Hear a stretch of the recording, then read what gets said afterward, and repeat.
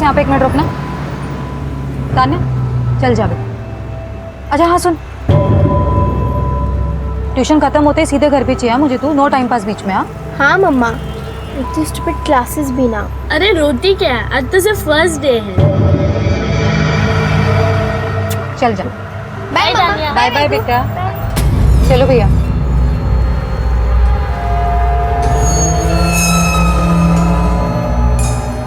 क्या देख रहे हो भैया? हाँ कुछ बोल रही हूँ मैं। चलो अभी। हाँ हाँ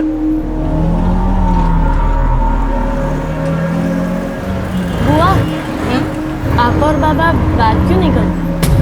पहले तो रोज मिलते थे ना, लेकिन अब देखो कोई बात नहीं है ऐसी, बड़ों में अक्सर ऐसी छोटी मोटी बातें होती रहती है ना। तू टेंशन मत ले, सब ठीक हो जाएगा, ठीक है?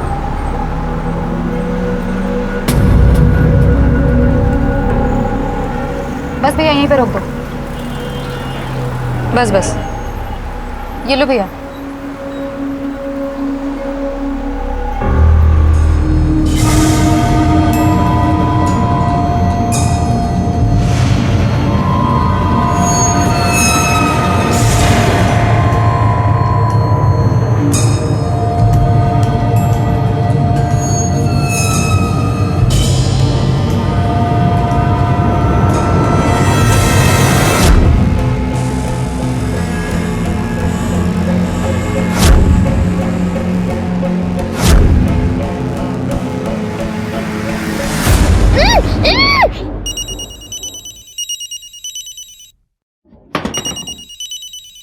हेलो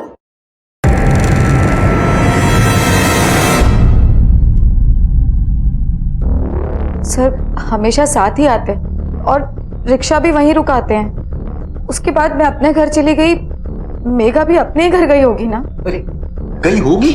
अरे तूने देखा कि नहीं वो गई कहाँ गई?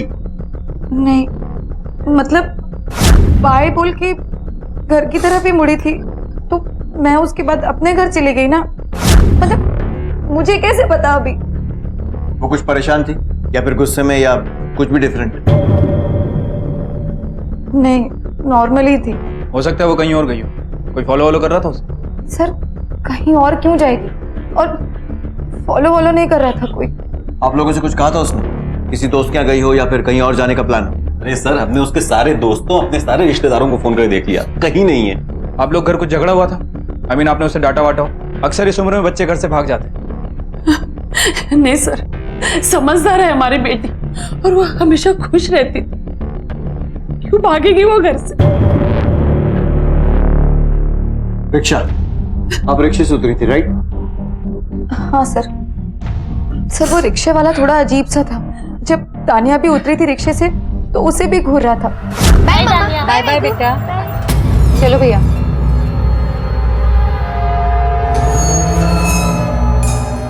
क्या देख रहे हो भैया? ध्यान किधर है? मैंने खुद टोका था उसे। आपको उस रिक्शे वाले की शक्ल याद है? मतलब ऐसा कुछ जिससे हम उसे आइडेंटिफाई कर सकें? कुछ भी, रिक्शे का नंबर या कुछ और। दिमाग पे जोर डालिए और जैसे याद है हमें बताइए। कामले, सर्च टीम ऑलरेडी तैनात है सर। रेडियस बढ़ाओ, ये टाइम बहुत क्रूशियल है। और अगर आपको कोई भी कॉल आता है फिरौती के लिए या किसी भी तरह की, हमें इन्फॉर्म कीजिए। जी सर। चलो सर। कामले, सर मेघा का फोटो सारे पुलिस स्टेशन और आसपास की बीट चौकीज में सर्कुलेट करो। कौन सी हेल्प? कैसी हेल्प? देख रहा हूँ मेरी कितनी हेल्प कर रही है तू। तेरे सामने कहीं वो चली गई और तू देखते कैसे रह गई रे? ऐसे बोलो जैसे मैं वही थी उस टाइम पे। छोड़ना सुरभि, किससे बात कर रही है तू? अरे ये तो खुद। क्या खुद दादा? दादा दोष लगाना ना बहुत आसान है। मेरी तकलीफ समझने की कोशिश की है कभी? एक तो मैं खुद यहाँ पे आकर के हेल्प करने की अरे कोशिश। हेल्प जा रहे, तू नहीं चाहिए तेरी हेल्प। और ये जो कर रही है ना नाटक यहाँ आके, ये तकलीफ हो रही है, मेघा को हो गई ये वो, बता दे रहा हूँ बंद कर दे। चल सुरभि चलना।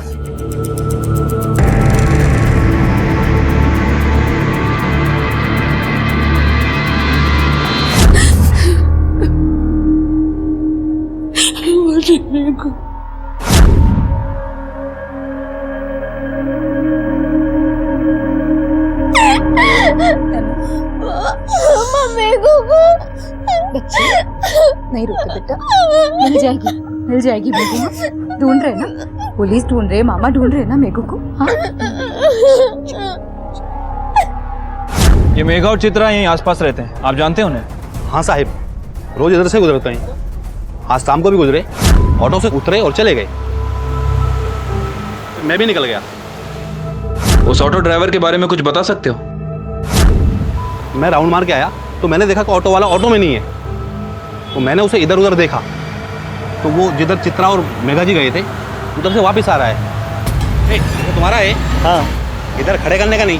चलो निकलो। हाँ हाँ जा रहा हूँ बाबा, चलो, चिल्ला चलो। क्यों रहा है? राउंड खत्म करके आप कितनी देर बाद वापस आए? यही साहब कोई 5 मिनट में।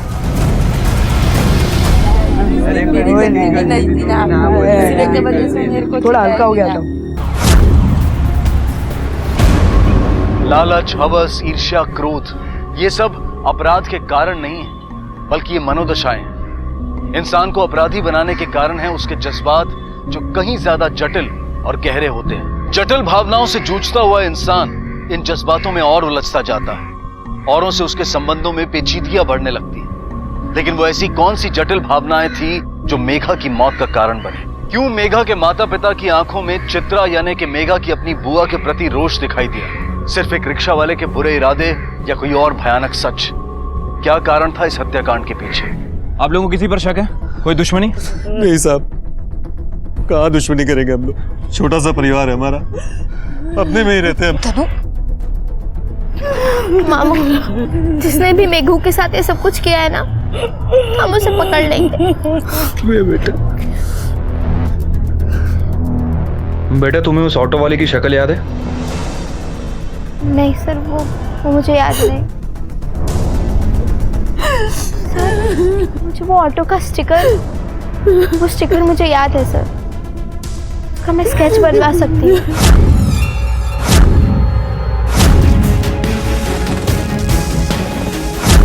अब पुलिस के पास सबूत के तौर पर सिर्फ एक स्टिकर का स्केच था। पुलिस ने उस रिक्शा वाले को पकड़ने के लिए अपने सारे खबरी नेटवर्क को एक्टिवेट कर दिया था और आखिरकार उन्हें कामयाबी मिली।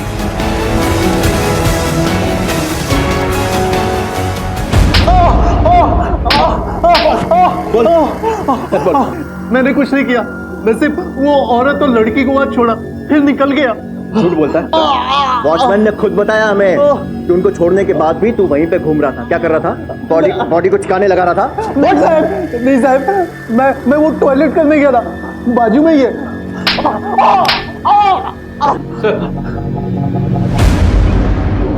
सर इसका बोल रहे हैं, मेघा और चित्रा को ड्रॉप करने के बाद ये सीधे घर गया, आसपास कहीं भी नहीं रुका। इसके घर की तलाशी लो, देखो मेघा से कनेक्टेड कुछ मिलता है क्या? सर, मेघा की पोस्टमार्टम रिपोर्ट। ठीक। सर पर किसी भारी चीज से वार, स्मूथ मेटल ऑब्जेक्ट, मतलब मारकर डंप किया गया। Sir rape? No physical abuse, और टाइम ऑफ डेथ है 6:45 से 7 के बीच। जहां मेघा की डेड बॉडी मिली वो जगह वहां से काफी दूर है जहां वो रिक्शे से उतरी थी, और वॉचमैन के बयान के मुताबिक रिक्शे वाला 5 मिनट में वापस आ गया था। तो 5 मिनट में उस जगह पर पहुंचकर मेघा का मर्डर करना और लाश को गटर में डालना ये पॉसिबल नहीं है। तो सर अगर रिक्शा वाले ने मर्डर नहीं किया होगा तो फिर वो कौन था? शायद कोई पर्सनल दुश्मनी। मतलब मर्डरर ने मेघा के रिक्शा से उतरने और घर के बीच में उसे अपडेट किया, किसी एक पॉइंट पर उसका मर्डर किया और फिर घसीट कर उसकी बॉडी को डंप किया। सर एक और पॉसिबिलिटी हो सकती है, मेघा मर्डर को अच्छी तरह जानती हो, वो खुद उसके पास गई हो। कामले, एडिशनल सस्पेक्ट्स की स्क्रूटनी करते हैं। शुरुआत करेंगे मेघा की बुआ चित्रा से, क्योंकि मेघा सबसे आखिर में उससे ही मिली थी और पंकज और उसके बीच जो कहा सुनी हुई थी। जा रहे, तू नहीं चाहिए तेरी हेल्प, और ये जो कर रही है ना नाटक, यहाँ आके बता दे रहा हूँ बंद कर दे। भाई बहन के बीच कुछ तो गड़बड़। अरे नहीं सर, मुझे चित्रा पर शक नहीं है। मुझे नहीं लगता कि चित्रा नहीं। मुझे चित्रा पर शक है। सुधी काय फुकट को? क्यों नहीं, सो वो हमेशा हमसे जलती। क्यों? इनके बाबा वकील थे, उनके पीछे दोनों बच्चे वकील बने, उनकी प्रैक्टिस चली, लेकिन उसका ठप हो गई, तो इसलिए वो हमसे जलती है। खुद तो ट्यूशन दे दे के कमाती, अधूरी फैमिली, अकेली तानिया को बड़ा कर रही, लेकिन वो भी उसे ठीक से संभाली नहीं जा रही। सब मैंने देखा, कभी कभी तो उसे स्कूल से पिक करना ही भूल जाती थी, उसे पैसे देना भी भूल जाती थी। सब कुछ मैनेज नहीं होता था उससे, और ऊपर से वो उसका वो नया विल का प्रॉब्लम। विल का क्या प्रॉब्लम? दरअसल बाबा ने मरने से पहले एक नया विल तैयार किया। मेरे और चित्रा के सामने कोई था ही नहीं, तो उन्होंने सारी प्रॉपर्टी मेघू के नाम पे छोड़ दी। कहीं ना कहीं वजह ये भी हो सकती है कि तान्या अडॉप्टेड थी। सर उसने मेघा को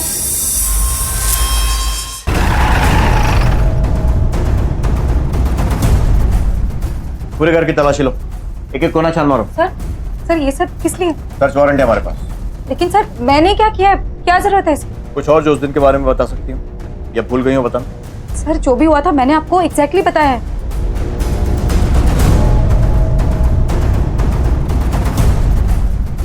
कुछ मिला? कोई वेपन नहीं मिला, लेकिन दवाइयाँ मिली। दवाइयाँ? मुझे स्ट्रेस बहुत ज्यादा होता है इसलिए लेती हूँ। आपकी बेटी ताने बुलाइए उसको। ये बताओ, जब आप ट्यूशन से वापस आए तब मम्मी घर पे थी? हाँ। और मम्मी का मूड कैसा था? मम्मी गुस्से में थी या डरी हुई थी? मम्मा सैड थी क्योंकि तब मेघा मिसिंग थी। फिर मैं जब घर पर आई तब मम्मा ने मुझे बताया। और मम्मा पूरे समय घर में ही थी, कहीं भी नहीं गई बाहर, 2 मिनट के लिए भी? नहीं, मम्मा मेरे साथ ही थी। फिर हमें जब मेघा के बारे में पता चला तब हम दोनों वहां आए। तब मैंने आपको स्टिकर के बारे में बताया। Good, thank you. सर ये चित्रा हमेशा डरी डरी लगती है, डे 1 से मानो कुछ छुपा रही हो। सर हो सकता है कि तानिया से इसने सारे जवाब रटवाए हो। 5 फीट 4 इंच। क्या सर? पोस्टमार्टम रिपोर्ट के हिसाब से मेघा की हाइट है 5 फीट 4 इंच और चित्रा की इससे थोड़ी कमी होगी। ऊपर से उसकी दवाइयाँ चल रही हैं, स्ट्रेस वगैरह की। अब ऐसी हालत में मेघा के सर पे इतनी जोर से वार करके उसे मारना, फिर बॉडी को घसीट कर फेंकना, मुझे नहीं लगता है चित्रा का अकेले का काम। सर हो सकता है कि इस काम में चित्रा का किसी ने साथ दिया हो, या फिर ये काम चित्रा ने किसी और से करवाया। इस चित्रा की सारी इन्फॉर्मेशन निकलवाओ, फोन रिकॉर्ड्स वगैरह। Right sir.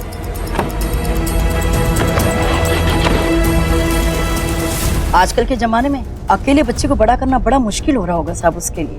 अच्छा, चित्रा एज अ टीचर कैसी है? वो टीचर वैसी अच्छी है साहब, पर कभी कभी ना उसका बिहेव अजीब होता है। एक बार उनका मूड खराब था, मेरी बेटी को डांट दिया, डरा दिया उसे।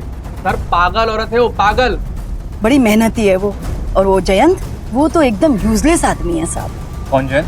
उसका एक्स हस्बैंड। सर प्यार करता था इसीलिए उसकी कमियां दिखाई नहीं थी। पता नहीं कितना उसका बैड लक था और कितनी उसकी खुद की गलती है। सर हमेशा कोई ना कोई प्रॉब्लम। और एक कोर्ट भी, सिर्फ माँ है इसके लिए उसे कस्टडी। सर मैं जानता हूं कि मैं तान्या को कितने अच्छे से बड़ा कर सकता था, उसका ध्यान रख सकता था, लेकिन नहीं, ईगो पर आ गया उसके साथ। नहीं आने देगी तान्या को मेरे पास। सर ये जैन शायद ना बताया आपको, लेकिन वो चित्रा बहुत बड़ी ड्रामा क्वीन है। अटेंशन चाहिए बस उसे। वो कुछ ना कुछ ऐसा करती रहती है जिससे सबका ध्यान खींचे उसकी तरफ। आप कौन है? सर ये मेरी बीवी रोशनी।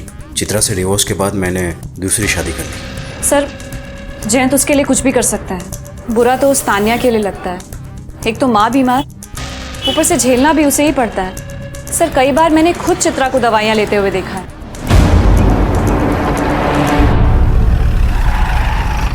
सर ये रही चित्रा की मेडिकल रिपोर्ट। जो दवाइयाँ वो लेती थी वो कोई नॉर्मल दवाई नहीं, बल्कि एंजाइटी और डिप्रेशन के काफी स्ट्रॉन्ग डोजेज। शायद इसलिए इतना डरी रहती है। इन बीमारियों के चलते उसे दूसरों की बजाय अपने से ज्यादा खतरा है। Yes sir. सबसे इंपॉर्टेंट चीज, चित्रा के फोन ट्रायंगुलेशन रिकॉर्ड। सर इस रिकॉर्ड के हिसाब से चित्रा ने हमसे झूठ बोला।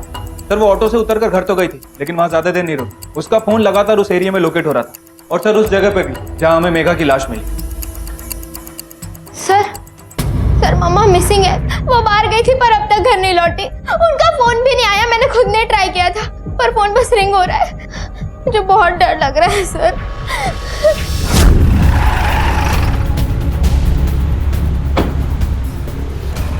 कुछ मिला? नहीं सर, पड़ोसी आसपास फेरी वालों सभी से पूछताछ की, लेकिन किसी ने चित्रा को कहीं नहीं देखा। तान्या तुम हमारे साथ भी तो रह सकती हो ना, और पापा भी तो होंगे। पर वहाँ मेरी मम्मा तो नहीं होगी ना? तान्या तुम हमारे साथ भी रह सकती हो बेटा।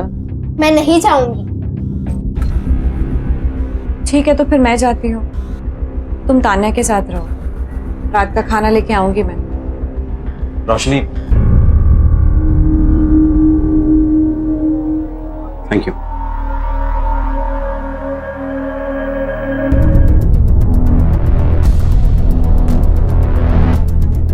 चित्रा की कोई खबर? किसी ने कुछ कांटेक्ट करने की कोशिश की उसकी तरफ? No sir. सर आप प्लीज मेरी मम्मा को ढूंढ लेंगे प्लीज? बेटा हम पूरी कोशिश कर रहे हैं, बहुत जल्दी आपकी मम्मी को ढूंढ लेंगे। ओके कुछ नहीं होगा मामा। सर, ये रहे चित्रा के latest phone records. Sir, record के मुताबिक चित्रा ने आखिरी बार अपने भाई पंकज से बात की थी। और कुछ कोई अननोन नंबर? नहीं सर, नॉर्मली स्टूडेंट से बात की है और कभी कभार जैन से। इनफैक्ट मेघा की मौत के बाद चित्रा ने पंकज और सुरभि से बहुत कम बात की। कामड़े, व्हाट इफ मेघा की डेथ से चित्रा का कुछ लेना देना है ही नहीं और उसका गायब होना अपने आप में एक अलग मामला है। पंकज और सुरभि, अगर उन्हें पूरा यकीन है कि मेघा के मरने में चित्रा का हाथ है तो बदला लेने के लिए वो कुछ भी कर सकते हैं। फिर जयंत और रोशनी, जिन्हें चित्रा के गायब होने से तानिया की कस्टडी मिल जाएगी। जी, चित्रा से उस दिन बात हुई थी मेरी। किस बारे में? तान्या के लिए।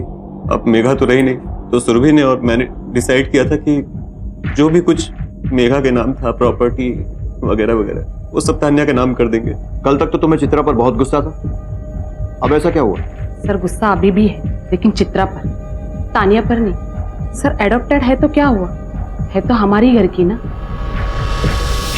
सर, मुझे चित्रा को गायब करके क्या मिलेगा? तानिया की कस्टडी। लेकिन तान्या की कस्टडी के लिए मैं चित्रा को नुकसान थोड़ी पहुंचाऊंगा। सर, तान्या चित्रा से बहुत अटैच थी, उसकी खुशी छीनना मैं सोच भी नहीं सकता। जयंत, तानिया और चित्रा की लाइफ में काफी इन्वॉल्व। चित्रा के रोज रोज के नए ड्रामे जयंत को इन्वॉल्व होना ही पड़ता है। तो कहीं ऐसा तो नहीं है कि जयंत को रोज रोज के नए ड्रामों से छुटकारा दिलाने के लिए चित्रा को आपने ही गायब करवाया? सर, मैं अगर ऐसी औरत होती तो कब का चित्रा और जयंत के कांटेक्ट तोड़ चुकी होती मैं। चित्रा के बारे में सबकी राय अलग थी, पर क्या थी चित्रा की सच्चाई? अकेली माओं के प्रति समाज की उपेक्षा से जूझती एक महिला, मनोवैज्ञानिक मुश्किलों से पीड़ित एक मरीज, या फिर मेघा की बेरहम कातिल? क्या चित्रा की गुमशुदगी का मेघा की हत्या से वाकई कोई ताल्लुक था? बहरहाल चित्रा की गुमशुदगी से एक व्यक्ति की जिंदगी तहस नहस होती हुई दिखाई दे रही थी, और वो थी उसकी बेटी तान्या की। बेटा, हम आपकी मम्मी को ही ढूंढ रहे हैं, लेकिन आप ऐसे बिना किसी को बताए कहीं भी नहीं जा सकते। सॉरी सर, जैन को कॉल किया था, वो आ रहा है। सर, आप प्लीज मेरी मम्मा को जल्दी ढूंढ दीजिए, वो बहुत जल्दी डर जाती है, उन्हें वो एंजाइटी अटैक आता है। और जिस रात मेघा की डेथ हुई उस रात भी उन्हें वो अटैक आया था। एक मिनट, जब मेघा की डेथ हुई थी उस दिन क्या हुआ था, ठीक से याद करके बताओ। उस रात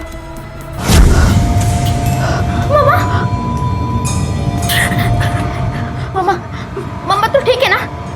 मम्मा रुक, मैं दवाई लेके आती हूँ।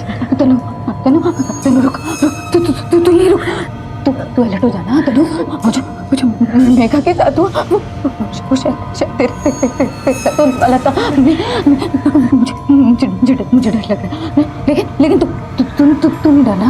मैं हूं ना, मैं नहीं खो सकती। बस यही बात मम्मा बार बार बोल रही थी। तान्या, अरे तू ठीक है ना? फिलहाल आप इसे घर ले जाइए, चित्रा के बारे में कुछ भी पता चलेगा तो आपको बता देंगे। Thank you sir.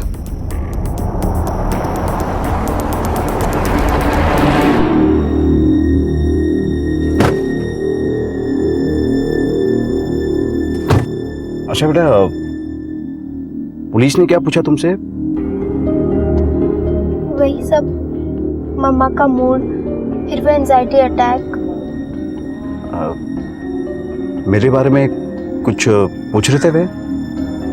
पापा, मम्मा ठीक तो है ना? हाँ बेटा।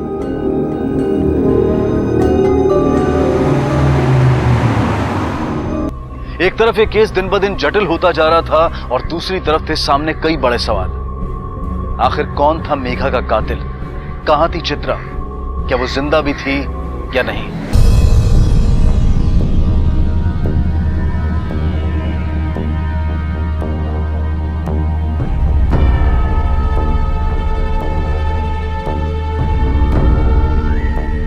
अब वो होश में आ गई, मैं चलता हूं। Thank you doctor.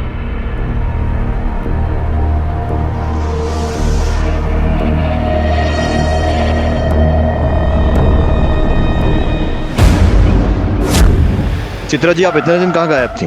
सर, मुझे खुद कुछ पता होगा तो मैं बताऊंगी ना आपको। सर, जो मेरी हालत है, मुझे नहीं पता कि मेरे साथ क्या हो रहा है। झूठ बोला है तुमने हमसे। झूठ? मैंने? जी हाँ, आपने कहा कि मेघा को छोड़ने के बाद आप सीधे घर आई और वहीं थी।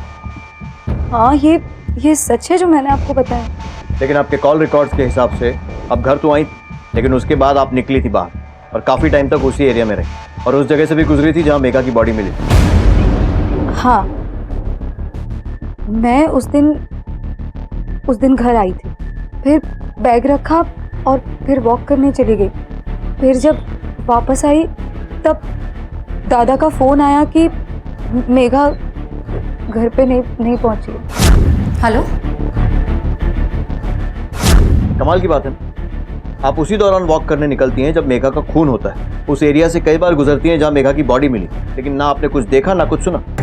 सर, म्यूजिक सुनते हुए चल रही थी इसलिए। लेकिन आंखें तो खोलकर चल रही थी ना। जिस दिन मेघा का खून हुआ उस दिन एंजाइटी अटैक आया था आपको, याद है? तान्या ने बताया हमें जो मेघा के साथ हुआ वो शायद तेरे साथ होने वाला था।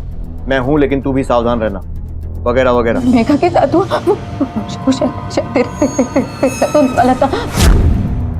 क्या मतलब था इस सब का? मतलब क्या होगा सर? तान्या मेरी बेटी है, मेघा के साथ जो भी हुआ वो कहीं मेरी बेटी के साथ ना हो जाए, बस इसी बात का स्ट्रेस था। बहुत डर लग रहा था इस बात से। सर, मैं क्रिमिनल नहीं हूँ। अपनी दवाइयाँ टाइम पर लेती रहिएगा, कहीं ऐसा ना हो कि हम आपसे पूछताछ करने आए और आपका पता ही ना हो।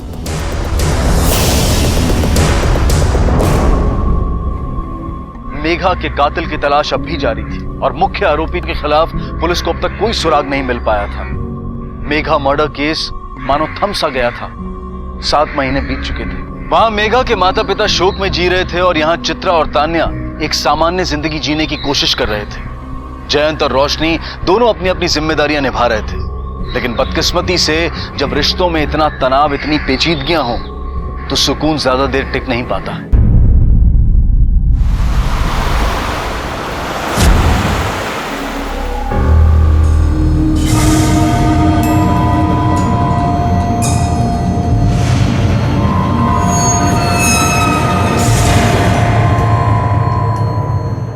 अपनी बेटी को स्कूल से पिक करने गई थी, लेकिन स्कूल में वो नहीं थी। फिर मैं घर आई वापस, फिर जैन से भी पूछा, लेकिन जैन को भी कुछ भी नहीं पता। सर, मैं हाथ जोड़ती हूँ, प्लीज किसी भी तरह मेरी बच्ची को ढूंढ लीजिए, प्लीज। शांत हो जाओ। कैसे हो जाओ जैन? तुम्हें याद है मेघा के साथ क्या हुआ था? मुझे बस बार बार मेघा के बारे में सोचकर। क्यों, कोई कनेक्शन है क्या मेघा के मरने और तान्या के गायब होने में? कुछ है तो बताइए। नहीं, बस अंदर से इंट्यूशन आ रही है, बहुत डर लग रहा है मुझे। अन्या,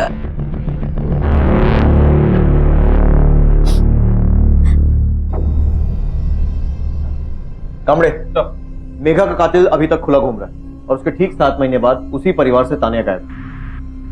कोइंसिडेंस है या? सर, अगर किडनैपिंग होगी तो कोई ना कोई रैंसम कॉल जरूर आएगा, लेकिन अगर दुश्मनी के चलते ये सब हुआ होगा तो कुछ नहीं कह सकते। बार बार मेघा की बात करके चित्रा, पंकज और सुरभि की तरफ ही इशारा कर रही है। सर, एक और पॉसिबिलिटी हो सकती है। हो सकता है कि माँ और बेटी के संबंध अच्छे ना हो।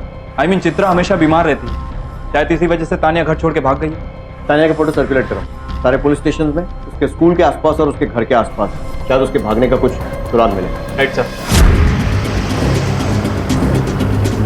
अगर किडनैपिंग होती तो रैंसम कॉल अब तक आ चुका होता। हमें लगता है कि तान्या खुद ही भागी है। लेकिन वो क्यों भागेगी? आपकी वजह से, मतलब आपकी बीमारी की वजह से, या फिर? तान्या मेरी बीमारी से बिल्कुल अनजान नहीं थी और ना ही कभी मैंने छिपाया है। सर, ऐसा कोई चांस नहीं, कुछ नहीं हो सकता। तो फिर किसी पर शक है आपको? मुझे क्या देख रही? तुमसे पूछ रहे तो दो जवाब। सुन पाओगे तुम? हाँ, बताओ सब कुछ। सर, मुझे शक है। जैन पर? नहीं, इसकी बीवी रोशनी पर। गॉड सेक, ये सब बकवास क्यों? इनसिक्योरिटी थी उसे। जैन तान्या और मुझे टाइम देने लगा था, इससे भी प्रॉब्लम थी उसे।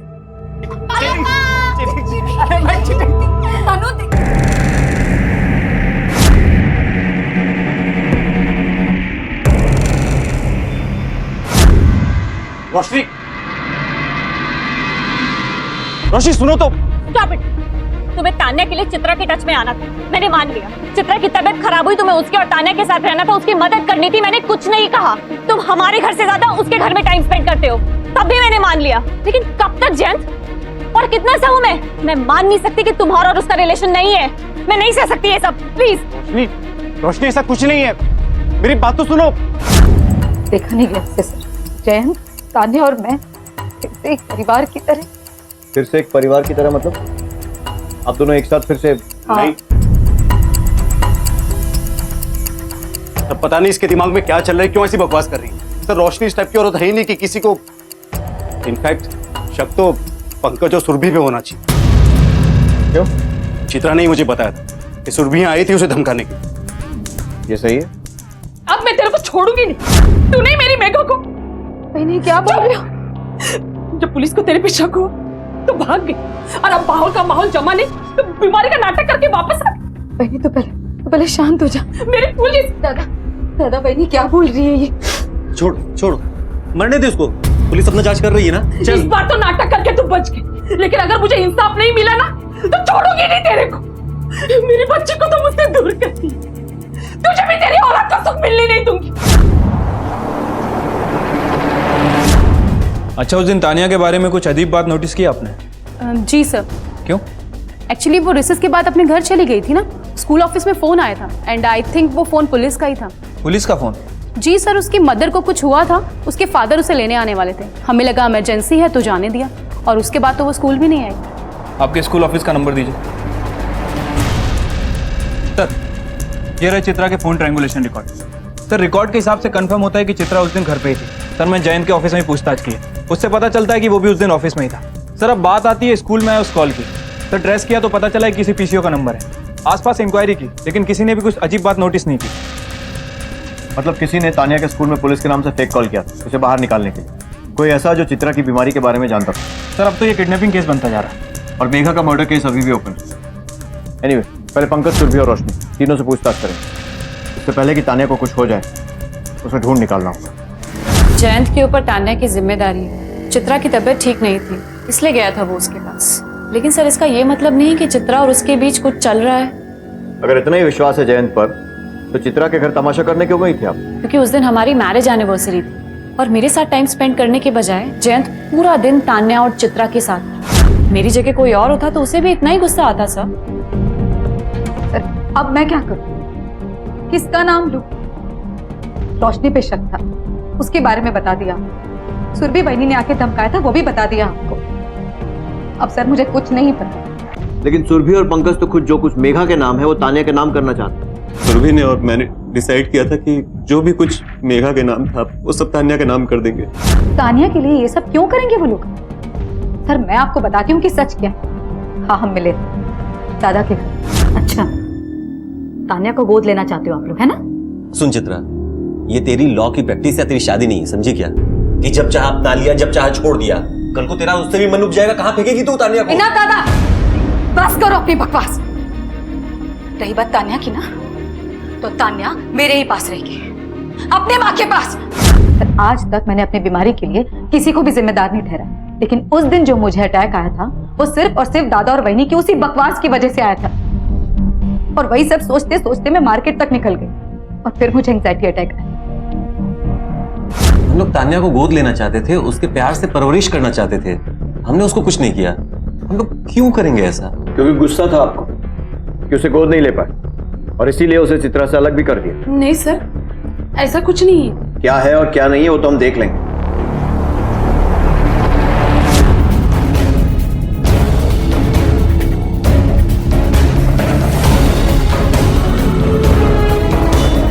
अकेली भूख प्यास से तड़पती, क्या उसका बचना मुमकिन था? मेघा के कातिल की तलाश मई 2016 में शुरू हुई थी, और 8 महीने बाद यानी कि 16 दिसंबर 2016 तक ये रहस्य अनसुलझा था। चित्रा के साथ हुई घटना के बाद जयंत का भी चित्रा के घर आना जाना बढ़ गया, और उसके पड़ोसी ने भी बताया था कि उन्होंने किसी आदमी को चित्रा के घर के आसपास आते हुए देखा। सर, हो ना हो ये जयंत ही हो सकता है। हमने ये जयंत और चित्रा का रिश्ता अभी भी क्लियर नहीं हो रहा। जयंत अगर चाहता तो फिर से चित्रा के साथ रहता। पहले भी वो तानिया की कस्टडी का केस कोर्ट में हार चुका है। जब चित्रा गायब हुई तब उसने बहुत कोशिश की तानिया को अपने साथ ले जाने की, लेकिन चित्रा अचानक वापस आ गई। जब बहलाने फुसलाने से बात नहीं बनी तो उसने तानिया को अब्डक्ट कर दिया। पॉसिबिलिटी है सर। व्हाट? सर, मुझे समझ में नहीं आ रहा कि आप लोग ऐसा सोच भी कैसे सकते हैं? पहले सिर्फ पूछताछ की थी तुमसे, लेकिन अब तुम एक सस्पेक्ट हो, और अगर अब मुंह नहीं खोला ना, दूसरे तरीके भी हैं हमारे पास। सर मैं उन दोनों के साथ समय बिताने लगा, चित्रा के लिए। सर मुझे चिंता थी उसकी, और जब मैं वहाँ रह रहा था तो चित्रा जानती थी कि हमारे बीच में सब कुछ पहले की तरह होना इम्पॉसिबल था। फिर भी वो मेरे साथ एक फैमिली की तरह रहना चाहती थी, फिर से शादी करना चाहती थी। मैं रोशनी को छोड़ नहीं सकता था और ये बात उससे बर्दाश्त नहीं हो रही थी। सर आप जानना चाहते हैं हमारी शादी क्यों टूटी थी? क्योंकि उसका अफेयर चल रहा था अरविंद नाम के आदमी के साथ, और इस बार भी वो उसी के पास गई थी। हेलो अरविंद, मेरे घर आओ आप ही। सर उन दोनों के बीच में क्या चल रहा है या क्या करना चाहते हैं, इससे मुझे कोई प्रॉब्लम नहीं। प्रॉब्लम है तो उस आदमी के तान्या के आसपास होने से। सर मैं किसी को ट्रस्ट नहीं कर सकता। सर अरविंद सुदित केस की मिसिंग लिंक हो सकता है, और सर जयंत को भी उस पर शक है। चित्रा के जरिए तान्या तक भी पहुंच सकता है, और सर तान्या भी उसे अच्छी तरह जानती है। सर हो ना हो ये अरविंद सूद इस केस में इन्वॉल्व है। कांबले, इस अरविंद सूद के एंगल को फॉलो करो। मैं मेगा मर्डर केस को परस्यू करता हूँ। जिस तरह अरविंद तान्या के गायब होने में मिसिंग लिंक हो सकता है, वैसे ही शायद मुझे लगता है कि मेघा के मर्डर की मिसिंग लिंक मिल गई। देशमुख, नंबर दे रहा हूँ, उसके कॉल रिकॉर्ड निकालो। चित्रा के डाइवोर्स के बाद से तुम उसी के साथ थे ना? नहीं सर, उसको तो काफी टाइम हो गया। जब उसका डिवोर्स हुआ था तब कुछ टाइम के लिए मैं उसके साथ रहा था, फिर मैंने उसे क्लियर कर दिया कि मुझे बच्चों की रिस्पॉन्सिबिलिटी अभी नहीं लेनी, और तान्या का फादर बनने में मुझे वैसे भी कोई इंटरेस्ट नहीं था सर। चित्रा को ये बात जमी नहीं और वहीं रिलेशनशिप खत्म हो गई सर।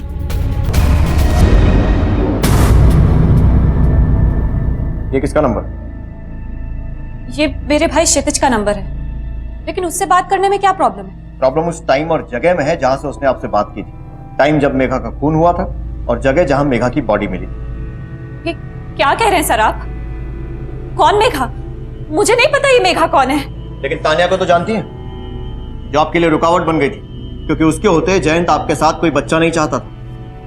नफरत होती होगी ना उससे।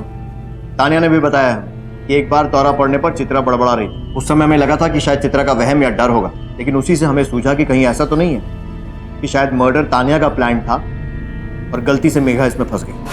मुझे मेघा के साथ वाला था। और इसी बात को कंफर्म करने के लिए हमने तुम्हारे भाई क्षितिज को गिरफ्तार किया, और उसने सब कुछ उगल दिया। सॉरी दीदी।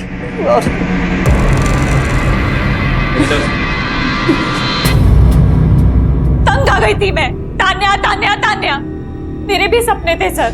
बच्चा चाहती थी मैं जयंत के साथ, जयंत को खोना नहीं चाहती थी, इसलिए मैंने सोचा कि तान्या को मरवा देती हूँ। वो तो मेघा गलती से बीच में आ गई सर। उस दिन रिक्शे से तान्या पहले उतर गई। और तब की गई हो गलती को अब सुधारा तुमने, तान्या को गायब करके। बताओ कहाँ है वो? सर मैंने कुछ नहीं किया। मेघा के जाने के बाद मेरी लाइफ में इतनी भर सी शांति नहीं मिली है मुझे। वो तो मेघा का मैटर दब गया, मैं बच गई, तो फिर मैं ये सब क्यों करूंगी सर? जब तक ये सच नहीं बोलती है, मारो इसे। देखते हैं तान्या कैसे नहीं बची। सर मैंने तान्या। आखिरकार मेघा के कातिल का पता चल गया, लेकिन लाख कोशिशों के बावजूद भी पुलिस ये साबित नहीं कर पाई कि रोशनी ने ही तान्या का अपहरण भी किया था। अरविंद और विनय, आपको लगता है कि तान्या को गायब करने में उनमें से किसी का हाथ हो सकता है? मैं बस फिर से शादी करना चाहती थी, इसलिए कुछ रिश्तेदारों के और दोस्तों के थ्रू अरविंद और विनय से मिली थी। आगे कुछ हुआ नहीं, इसलिए मैंने बताया नहीं। किसी पर शक है आपको? विनय सर, वो हमेशा तान्या पर बुरी नजर रखता था, इसलिए मैंने उससे मिलना छोड़ दिया।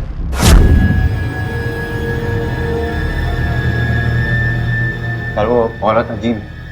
उसने उसके पहले वाले पति जयंत को झूठ बोला कि मैं उसकी बेटी तानिया उस पर बुरी नजर डाल रहा था। और उस जयंत ने मेरी ये हालत की, और ये सब सिर्फ उसने इस वजह से किया है कि उसको जयंत से अटेंशन चाहिए थी। अरे सर, वो अब भी जयंत से ही प्यार करती है। सर मैंने ये सब जयंत के लिए नहीं किया, और मैं जयंत को विनय के बारे में बताती भी तो क्या बताती? आखिर तान्या जयंत की भी तो बेटी है, और मेरा जयंत से कोई लेना देना नहीं था।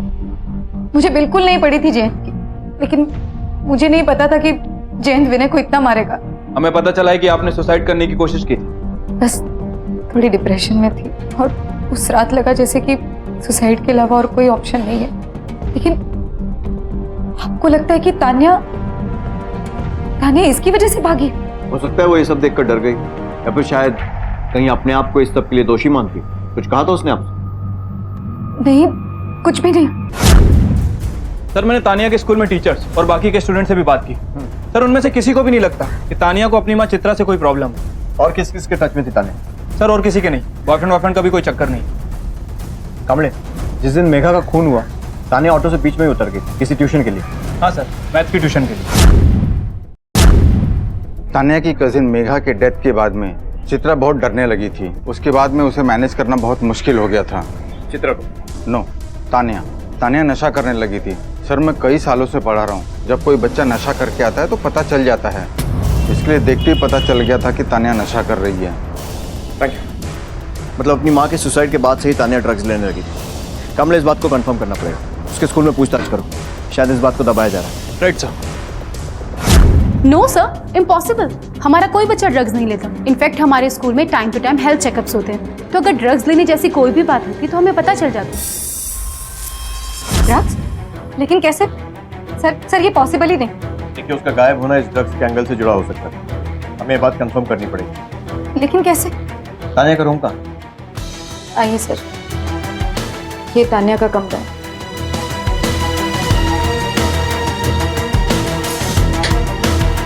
मुझे विश्वास नहीं हो रहा है सर, मैंने एक सेकंड के लिए भी कभी तानिया को अपनी नजरों से ओझल नहीं होने दिया। फिर ये ड्रग्स वक्त सब कहाँ से? कमले, इसे फॉरेंसिक में भेजो, बालों की टेस्टिंग के लिए। Right sir. तानिया के बालों को जिस फॉरेंसिक लैब में भेजा था, ये वहाँ के डॉक्टर। सर, तानिया के बाल टेस्ट किए हमने। बालों के ऊपर के 1 सेंटीमीटर के हिस्से में लॉर्जेपम मिला, जो कि एक किस्म का ड्रग है, क्योंकि बाल औसतन 1 सेंटीमीटर पर मंथ की तेजी से बढ़ते हैं। मतलब तानिया करीब 1 महीने से ये ड्रग छोटे छोटे हिस्सों में ले रही होगी। ये ड्रग्स लिया कैसे जाता है, पाउडर या इंजेक्शन? ये दवाइयों में होता है और मेडिकल शॉप से खरीदा जा सकता है। किस तरह की दवाइयाँ? एंटी डिप्रेशन, एंजाइटी, इस तरह की दवाइयों में। चित्रा की दवाई? रिडिक्युलस। क्या कह रहे हैं आप? अरे आप सोच भी कैसे सकते हैं कि मैं अपनी बेटी को खुद। आपने बॉक्स पर देखा क्या लिखा है? Keep out of reach of children. मैं पागल नजर आती हूँ आपको? तानिया टैबलेट्स लेती थी और ये साबित भी हो चुका है। क्यों देती तुम इसे टैबलेट? मुझे क्या पता छिप के लेती होगी। लेकिन खरीदती तो तुम ही थी ना, जबकि तुम वो टैबलेट्स लेती भी नहीं। तुम्हारे साइकेट्रिस्ट से बात की हमने। That's not possible. ये टैबलेट वो क्यों लेगी? पर चित्रा ये टैबलेट लेती है और आप ही ने उसे प्रिस्क्राइब किया। हाँ किया था, लेकिन 1 साल पहले। 1 साल से तो मैं चित्रा को दूसरी टैबलेट प्रिस्क्राइब कर रही हूँ, जो काफी माइल्ड है। फिर भी तुम वो टैबलेट्स खरीदती थी।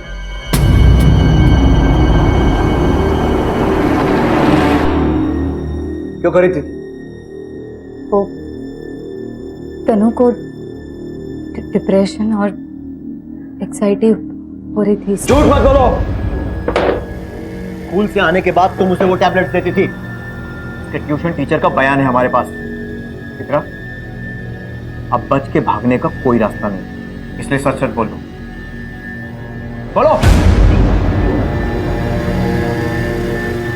क्योंकि मैं चाहती थी कि वो मर जाए।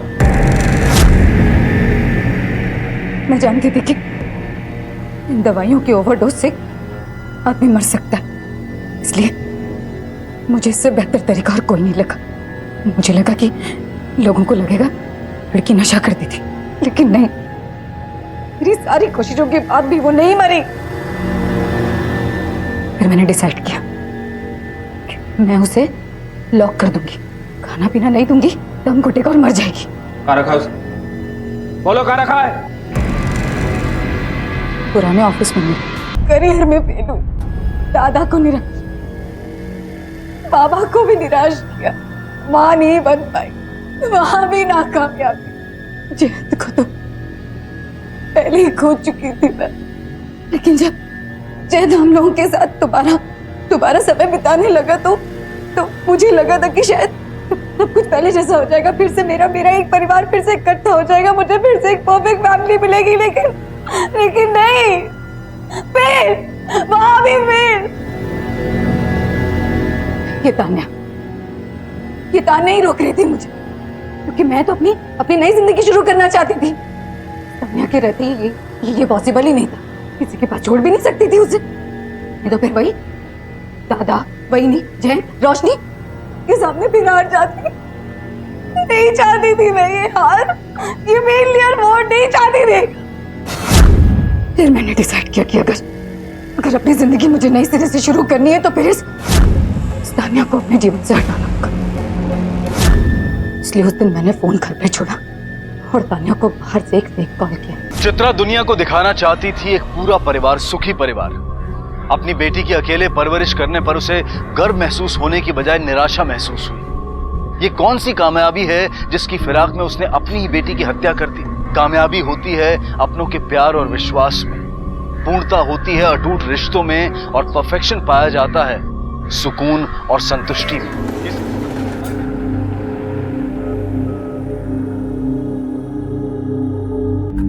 रोहन, रोहन जल्दी करो, स्कूल के लिए लेट हो रहा है। आई, मेरे पेट में बहुत दर्द हो रहा है। काय नाही, सगळे बहाने।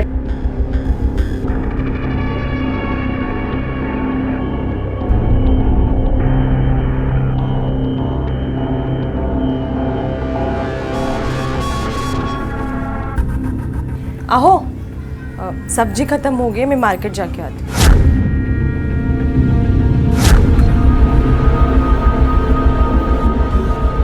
आज के समय में हमारी जिंदगी का दूसरा नाम ही झूठ बनता जा रहा है। मगर किसी ने यह भी सच कहा है कि झूठ के पंख नहीं होते, वो जमीन पर घिसट घिसट कर चलता है। इसीलिए झूठ बोलने वाले का बर्ताव बिल्कुल बदल जाता है। और जब हमारा बर्ताव, हमारे चलने का तरीका बदल जाए तो हमें समझ लेना चाहिए कि हम गलत दिशा में चल पड़े। हमारे आज के केस में भी हम कुछ ऐसा ही देखेंगे कि कैसे आपसी रिश्तों में बोले गए झूठ का अंजाम आखिर क्या होता है। वो आई, मुझे स्कूल जाना अच्छा नहीं लगता।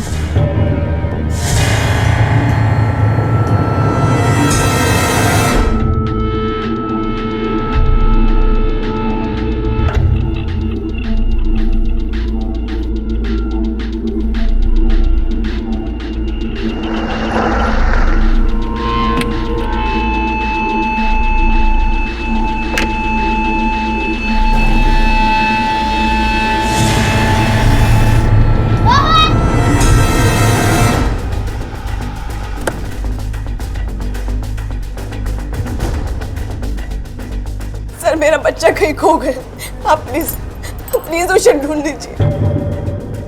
बच्चे को स्कूल आपने ड्रॉप किया था? नहीं, मेरे हस्बैंड ने ड्रॉप किया था। मैंने उनको भी इन्फॉर्म कर दिया, वो भी आते होंगे। आपने अपने फ्रेंड्स और रिलेटिव्स से पूछा? हो सकता है बच्चा उनके घर गया हो। पूछा मैंने, लेकिन रोहन वहाँ नहीं है। और वैसे रोहन हमें बिना बताए कहीं जाता ही नहीं है सर। स्कूल में सीसीटीवी तो होगा ना गेट पे? सर गेट के पास है, फेसिंग अंदर की तरफ है, बाहर नहीं। गेट पर वॉचमैन है? हाँ सर, एक छोटू वॉचमैन है, वेरी ट्रस्टवर्दी, काफ़ी सालों से है सर। आप हमें मत बताइए किस पे ट्रस्ट करना है। आपके स्कूल से एक बच्चा गायब हुआ है। Sorry sir. मनोज सर, सबके स्टेटमेंट ले लो। ओके सर, चलो। मुझे आपसे कुछ और सवाल पूछने हैं, आप जरा आइए। सर वैसे तो मैं किसी बच्चे को गेट पे खड़े रहने देता नहीं हूँ, लेकिन आज मैंने रोहन को नहीं देखा। रोहन इसी स्कूल में पढ़ता है ना? हाँ। आखिरी बार कब देखा था आपने रोहन को? 2-2:30 बजे। अच्छा, तो ये वॉचमैन के साथ बात हुई है, उसने कहा उसने नहीं देखा रोहन को? नहीं, वो था इसी स्कूल में। ठीक है।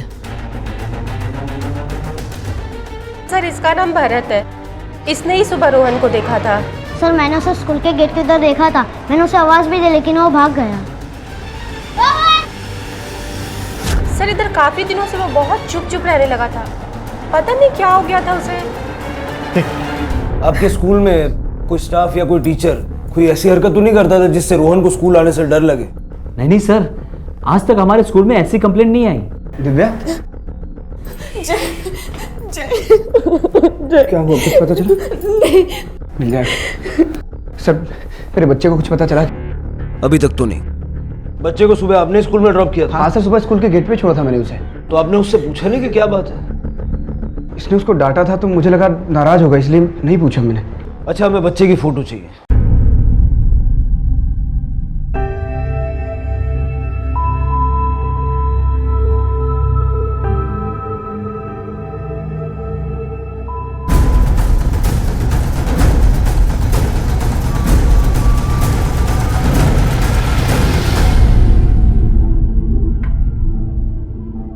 ऐसे हाथ पे हाथ रख के बैठने से कुछ नहीं होने वाला है।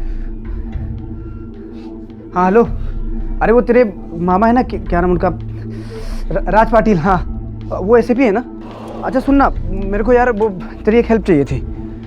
अरे मेरा बच्चा यार खो गया, पुलिस वाले बात को सीरियस नहीं ले रहे, थोड़ा सोच सिफारिश लग जाती यार तो मेरा काम हो जाता। पिछले 4 घंटे से हम लोग कोशिश कर रहे हैं यार, प्लीज़ ना यार, देखना आप।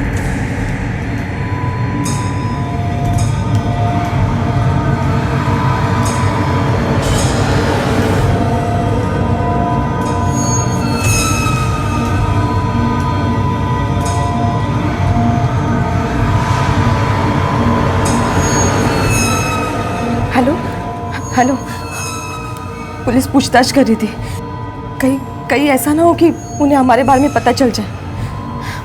मुझे बहुत डर लग रहा है।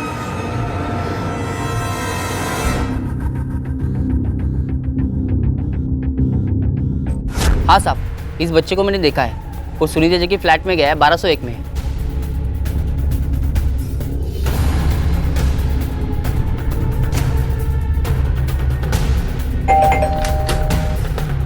रोहन का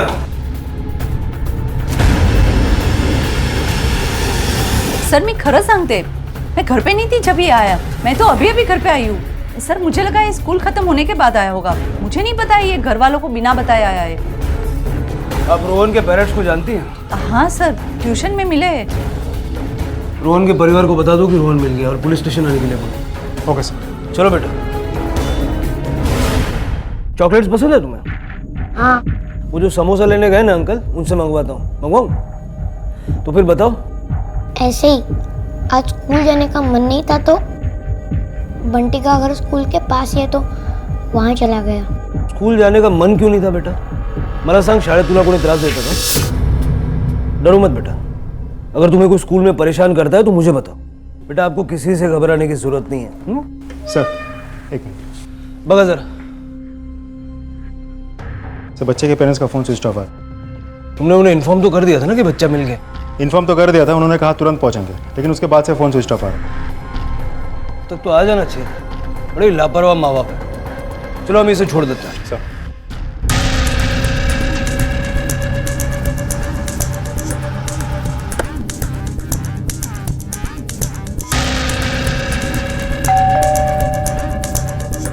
लगता कोई है नहीं घर पर। बेटा रोहन, तुझ्याकडे आजी आजोबाचा नंबर है? मैंने टाइम नहीं देखा था साहब, मैं आपको एग्जैक्ट टाइम तो नहीं बता पाऊंगा, पर हाँ 5 साढ़े 5 बजे के आसपास वो यहाँ से निकले थे, बहुत जल्दी में थे साहब। मैंने जाते जाते पूछा तो बोले कि रोहन मिल गया है। ठीक है बेटा, किसके साथ गए थे? अपने फ्रेंड के घर तुम कैसे पहुंचे? बोलो। रोहन आजोबा, अरे आजी, रोहन, मुझे लगा इसका किसी ने किडनैप कर दिया। कार ट्रक ने इससे टक्कर होकर इसके हाथ पैर तो ठीक है ना? तो ठीक है ना? लेकिन मैं तो बंटी के घर गेम्स खेल रहा था। हाँ, हाथ पैर सब ठीक है, लेकिन तूने तो हमें डरा दिया था ना बेटा। 1 मिनट जरा आइए, बात करनी।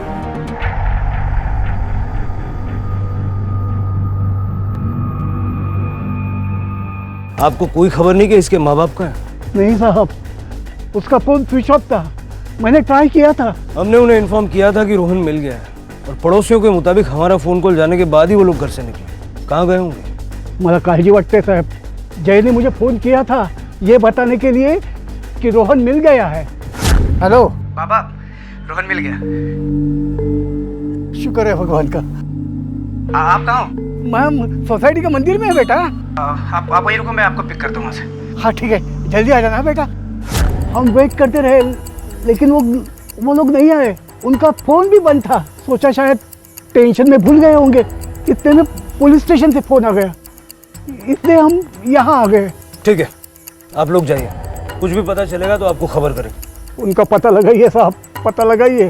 देखिए, पूरी कोशिश करेंगे। साहब, आजकल बहुत एक्सीडेंट होते हैं, मैंने उसे कितनी बार कहा कार धीरे चलाओ, नहीं तो मत चलाओ, मगर मेरी सुनता ही कौन है। हे भगवान, मेरे बेटे को और बहू को सुखरूप रखना बस। चलो अब पुलिस को उनका काम करने दो, चलो। हाँ चलो चल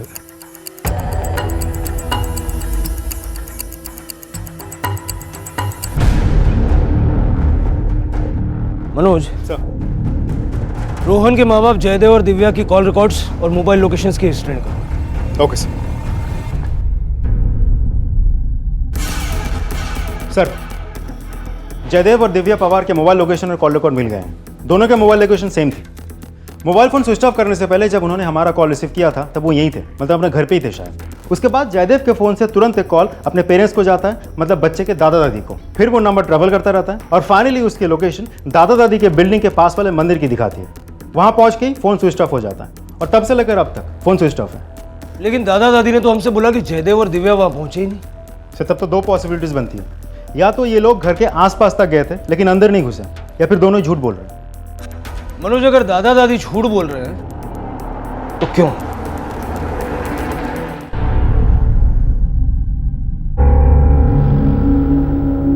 तू स्कूल से क्यों भाग गया? सारे परेशान हो गए ना। तेरे आई बाबा आएंगे ना तो तुझे बहुत डांट पड़ने वाली है। हाँ, मुझे नहीं जाना उनके पास, अब मैं यही रहने वाला हूँ। अरे पण तो स्कूल से गया क्यों? मुझे लगा स्कूल खत्म होते ही मैं घर चला जाऊंगा।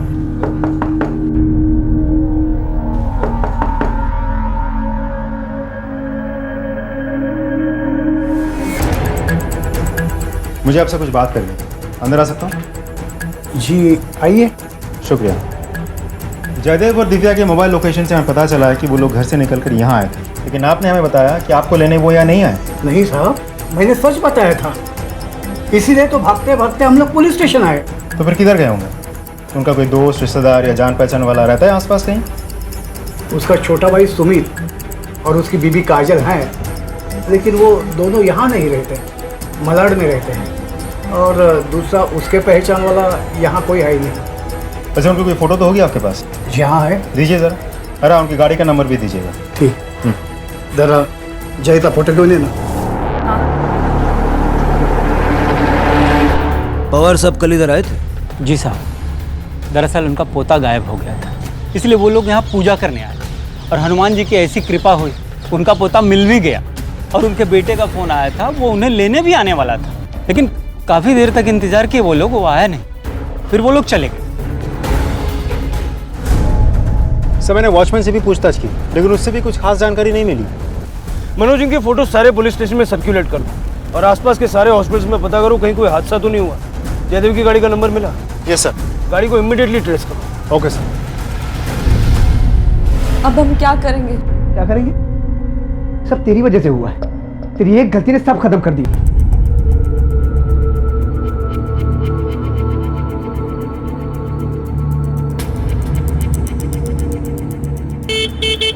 वॉचमैन! वॉचमैन! हाय वॉचमैन! जी साहब। गाड़ी किसने लगाई इधर? हाँ? पता नहीं साहब, ये गाड़ी कौन लगा के गया इधर? अरे गाड़ी कोई भी खड़ा करके जाता है, तुमको कोई ध्यान नहीं है क्या? साहब, अब बिल्डिंग के बाहर का कोई क्या कर सकता है साहब? कितना हादसा हो रहा है मालूम है? ये कुछ हो गया तो जिम्मेदारी कौन लेगा? तुमको मालूम नहीं है कुछ? क्या सिक्योरिटी गार्ड का काम करता है तुम?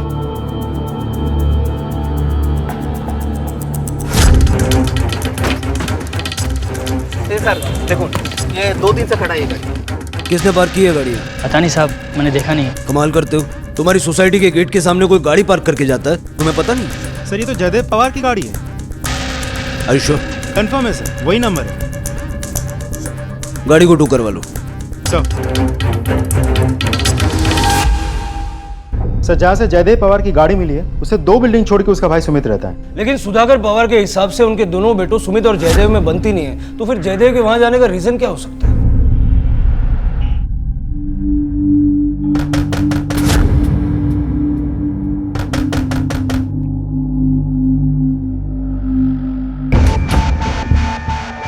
ओ साहब, आओ सुनो तो, क्या हुआ है कुछ बताएंगे? तुम्हारा भाई कहाँ? कौन? जयदेव? मला नाही माहित. क्या हुआ सुमित? ये पुलिस? भाऊनी काहीतरी केलं. मैं तो पहले से ही बोलता था कि वो सारे... आखिरी बार कब मिले थे अपने भाई से? यही कोई तकरीबन 2-3 महीने पहले मिला हूँगा उससे। आपके भैया और भाभी दोनों लापता हैं और उनकी गाड़ी यहाँ से 2 बिल्डिंग छोड़ के मिली है। तो साहब हम लोग क्या करें? उसकी गाड़ी है, वो कहीं पर भी रखे। मेरे पास अपनी पुरानी 2 व्हीलर है जो बिल्डिंग के नीचे ही खड़ी रहती। वो आपके पास नहीं आए? उसे जरूरत ही क्या? और अगर आता भी ना तो धक्के मार के निकाल देता उसे मैं। एक तो जात के बाहर वाली लड़की से शादी उसने की और सजा हम लोग को मिल रही है। वो कैसे? पैसे।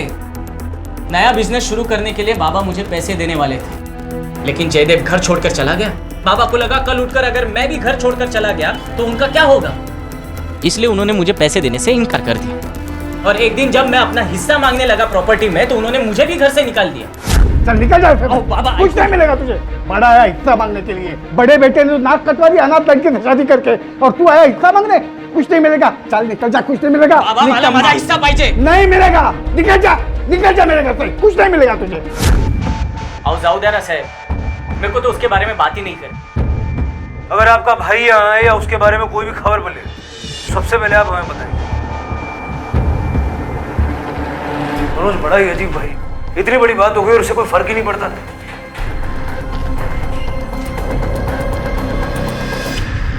हाँ, मैंने उसे घर से निकाल दिया था। ना जात पात का पता, ना माँ बाप का। ऐसे अनाथ लड़की को तो इस घर के बहू बनाना चाहता है, शक्य नहीं है। अहो अहो कशाला ओरडताय? ऐसे शाम को चिल्लाने से अपशकुन होता है। एक मिनट थामने दो। बाबा, दिव्या बहुत अच्छी लड़की है, हम दोनों एक दूसरे से बहुत प्यार करते हैं, बहुत खुश रहेंगे साथ। अरे प्यार प्यार सब बेकार की बातें हैं। तुझे उस लड़की से प्यार करना है ना, तो इस घर को छोड़ना पड़ेगा। मैं दिव्या को नहीं छोड़ सकता बाबा। अहो घर से भी और विल से भी। मतलब आपने सब कुछ सुमित के नाम कर दिया? उसके नाम पर कैसे करता सर? क्यों? वो तो एक नंबर का निकम्मा लड़का है। उसकी बीबी भी वैसे ही, न काम का न काज का, दुश्मन अनाज का, किसी भी नौकरी पे टिकता नहीं है, हर जगह से निकाल दिया जाता है। अगो भाई, कैसे गिर गया रे तू? उठ उठ उठ। रोहन, कैसे लगा? कितनी बार बोला ही तुझे, देख कर काय केलं का? हाँ, मला वाटलंच काहीतरी होणार म्हणून। चल। उस लड़की दिव्या ने बहुत कोशिश की संबंध बनाए रखने की, पर जब रोहन का जन्म हुआ तब इसने भी कहना शुरू कर दिया, अब भूल जाओ बीती बातों को, जो हुआ सो हुआ। सो मैंने भी माफ कर दिया। यानी सुमित की जयदेव से दुश्मनी थी? उसकी किसी के साथ दुश्मनी नहीं हो सकती, वो तो सिर्फ सबसे नाराज होता है। आपको फिक्र नहीं होती अपने बहू बेटे की? फिक्र है ना साहब, मैं जानता हूँ वो वापस आएंगे। अपने बेटे के बिना वो नहीं रह सकते। तब तक हम भी अपने पोते के साथ दिन बिता लेंगे। अजीब बात है मनोज, माँ बाप बेटे बहू को मानते नहीं थे, लेकिन पोते को चाहते, और भाई भाभी उनसे चलते थे। और दादाजी का इस तरह से जयदेव को घर और विल से निकाल देना और वापस अपना लेना, और अब बैठ के बेटे और बहू के वापस आने का इंतजार करना। जाहिर सी बात है कि इन सब चीज़ों से सुमित भी ज़्यादा खुश नहीं होगा, तो कुछ तो मिसिंग है। सबसे इम्पोर्टेंट चीज़ ये है कि जयदेव और दिव्या का आपस में रिश्ता कैसा है। सब दोनों गए तो गए कहाँ होंगे? न रोड एक्सीडेंट, न ट्रेन एक्सीडेंट, न हमारे पास किसी भी अनहोनी की कोई खबर। जिस तरह से वो गाड़ी पार्क करके भागा है, कोई ना कोई प्रॉब्लम तो जरूर है सर।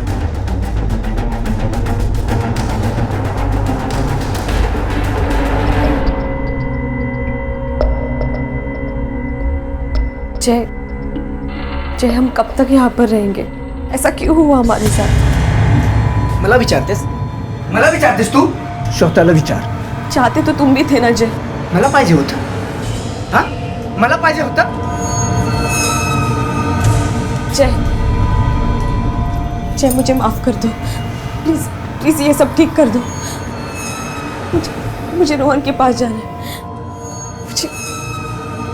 मुझे रोहन की बहुत याद आ रही है। मुझे उसके पास जाना है। एक माँ दिव्या अपने बेटे के पास जाने के लिए तड़प रही थी, पर वो जा नहीं सकती थी। आखिर ऐसी क्या मजबूरी थी?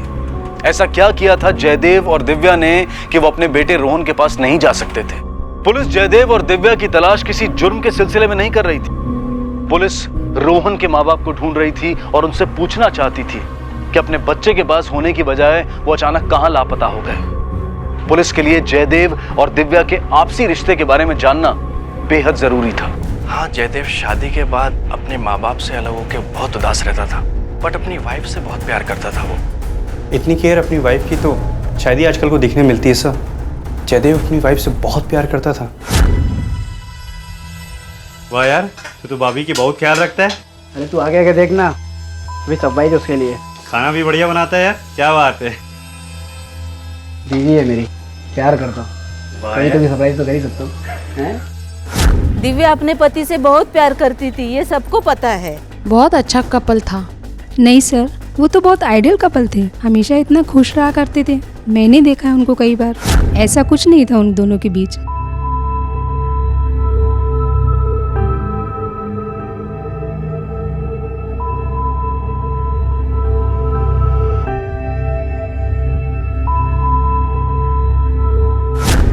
जो अपने पत्नी से बहुत प्यार करता है वो पत्नी भक्ति हो सकता है ना सर, इसीलिए हम सबको छोड़कर चला गया वो।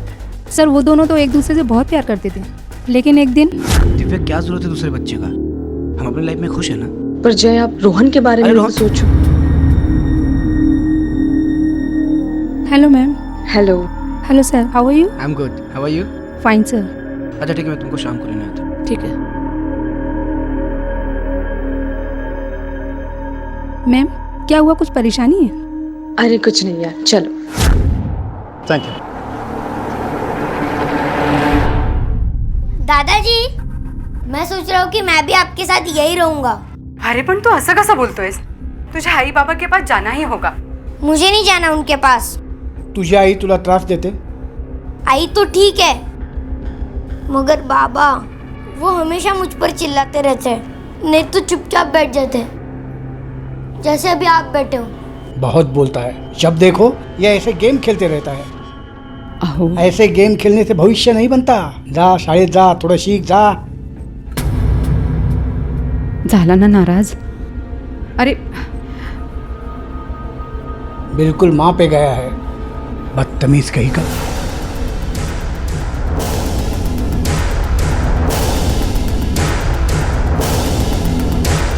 तेरे को 100% यकीन है कि वो यही थे? अरे साहब 100% नहीं, 200% यकीन है, यही थे।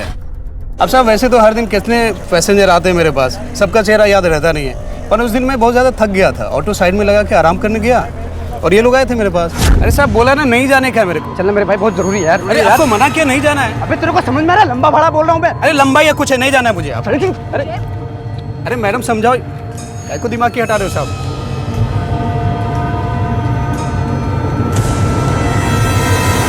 और उसी बीच में मेरा दोस्त राधे आया ऑटो लेके, वो उनके साथ चला गया। राधे का फ़ोन नंबर है? अरे साहब लो ना, 98210 लिखो साहब। दहीसर ईस्ट से उठाया था। दहीसर ईस्ट में कहाँ? चेकनाका के पास से साहब।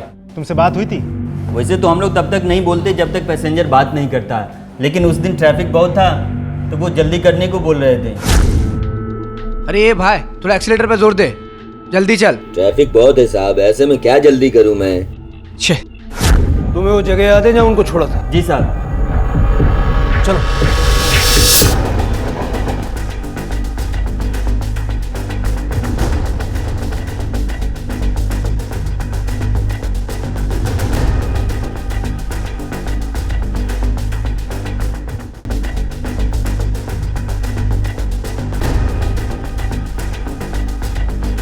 इसको दिखा है क्या? हाँ साहब, ये तो हमारे होटल में है, 303 में। केतन, हाँ साहब को 303 में ले जाओ। जब से आया है रूम के अंदर ही है, और सिगरेट पीने के लिए नीचे जाया करते थे और रूम के अंदर ही खाना मंगवा देते थे।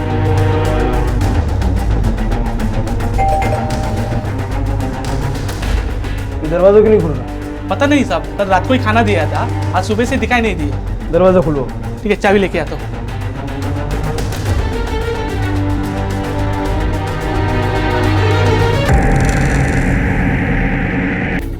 मनोज इन सबके स्टेटमेंट्स लो और बॉडी को पोस्टमार्टम के लिए भेजो। Okay sir. रोहन की गुमशुदगी से शुरू हुआ ये केस जयदेव और दिव्या के लापता होने से होते हुए अब दिव्या के संगीन मर्डर केस में तब्दील हो चुका था। जयदेव और दिव्या जो एक दूसरे से बेइंतहा प्यार करते थे, जिनके प्यार की लोग मिसालें दिया करते थे, आखिर उनकी ऐसी क्या मजबूरी थी कि अपने बेटे के पास वापस आने की बजाय वो खुद एक होटल में छिप कर रह रहे थे। और सबसे बड़ा सवाल यह था कि दिव्या की मौत के बाद जयदेव कहां गायब हो गया था। पुलिस के लिए केस अब और पेचीदा हो गया था। आखिर कहां था जयदेव? क्या उसकी जान भी खतरे में थी? जयदेव को ढूंढ निकालना अब पुलिस के लिए बेहद जरूरी हो गया था। देखिए, आपकी बहू की मौत का हमें बहुत अफसोस है, लेकिन मौत के तुरंत बाद से आपका बेटा जयदेव पवार मिसिंग है। तुम्हाला काय म्हणायचं? मेरे लड़के ने उस औरत को मार दिया? मला काहीच म्हणायचं नाही, लेकिन शक की सारी सुइयां आपके बेटे की तरफ जाती हैं। मेरा लड़का किसी को मार नहीं सकता। ये सब उस औरत की वजह से हुआ है। किसी ने मार दिया उसे और सारा शक मेरे लड़के के ऊपर आ रहा है। जीते जी तो उसने हमें अलग कर दिया, अब मरने के बाद भी हमारी जिंदगी बर्बाद कर रही है वो। आपको कुछ कहना?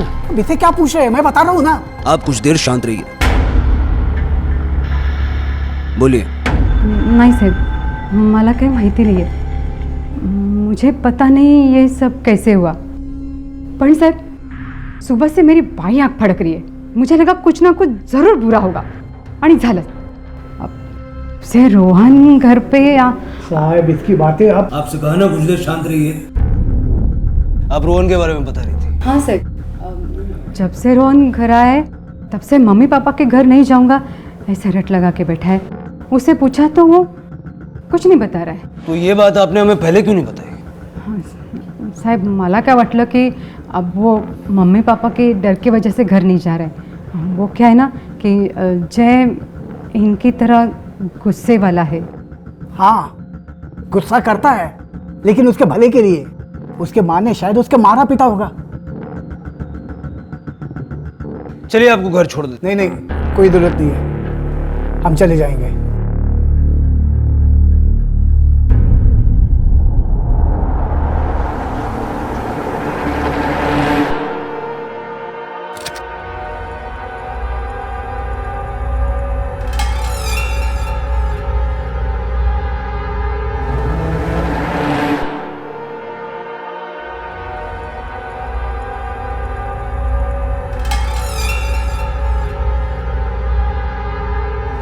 बोल रे, कशाला बोलवलं मला इथे?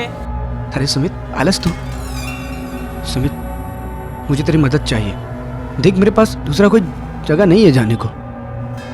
मला थोड़े पैसे पाहिजे। मी कशाला करू तुझी मदत? हाँ? तुम्हारी वजह से आज ये मेरी हालत है। ना तो मेरे पास कोई ढंग का काम धंधा है, ना ही अपना घर है और ना ही पैसे। तो जो तेरे पास नहीं उसका जिम्मेदार मैं थोड़ी हूँ। और भूल गया तू, जब भी तेरे को मदद की जरूरत थी तो मैंने हर बार तेरी मदद की। तुम दोनों की वजह से मेरी जिंदगी बर्बाद है। ये बोल भाऊ, मेरे से बहस मत कर, मैं तेरी कोई मदद नहीं कर सकता। ये सुमित बात सुन, तेरे को मदद नहीं करनी थी तो फिर आया क्यों इधर? पहला मना करना चाहिए था ना तेरे को। तेरी हालत देखने आया था। तेरे को ऐसे हालत में देख के मैं कितना खुश हूं ना, मैं नहीं बता सकता तेरे को। तेरी बहनी कौन वही नहीं रे? तूने दूसरे जात वाली लड़की से शादी नहीं की होती ना तो बाबा ने तेरे को घर से नहीं निकाला होता। तेरा सारा गुस्सा बाबा ने मुझ पर निकाला और मेरे को भी घर से बाहर निकाल दिया। तेरी बहनी का किसी ने मर्डर कर दिया। अरे पहले ही मर गई होती ना तो अच्छा होता। ए भाऊ, तेरे आवाज से ना मैंने डरने वाला हूँ। हालत पर स्वतःची पैसे पाहिजे था। सुमित सुमित मेरी बात सुन। सुमित मैं तेरे हाथ जोड़ता हूँ भाई, भाई मुझे पैसे की बहुत जरूरत है। अरे हट रे भाई, मेरी मदद करना भाई।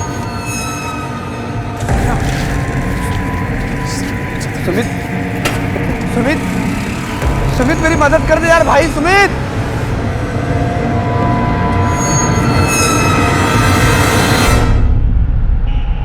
बेटा, आपके पापा मम्मी आपको मारते थे क्या? बहुत डांटते थे क्या? अच्छा ये बताओ, वो दोनों आपस में लड़ते थे क्या? बच्चे को किसी ने डराया धमकाया है क्या? नहीं सर, जब से वो यहाँ आया है तब से किसी ने नहीं डराया है। एक मिनट से, डरने की कोई जरूरत नहीं, हम लोग तुम्हारे साथ है ना। हाँ,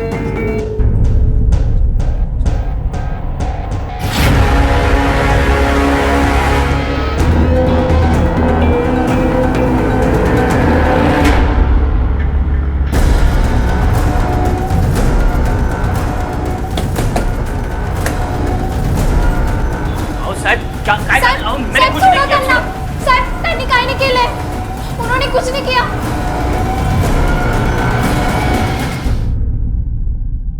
वो साहब जयदेव भाव से मिला था। क्यों? उसे पैसों की जरूरत थी इसलिए उसने मिलने बुलाया था। पैसों की जरूरत किस लिए? वो तो नहीं पता सर। जिस जगह पे तू उससे मिला था वो दिखा मैं। चल।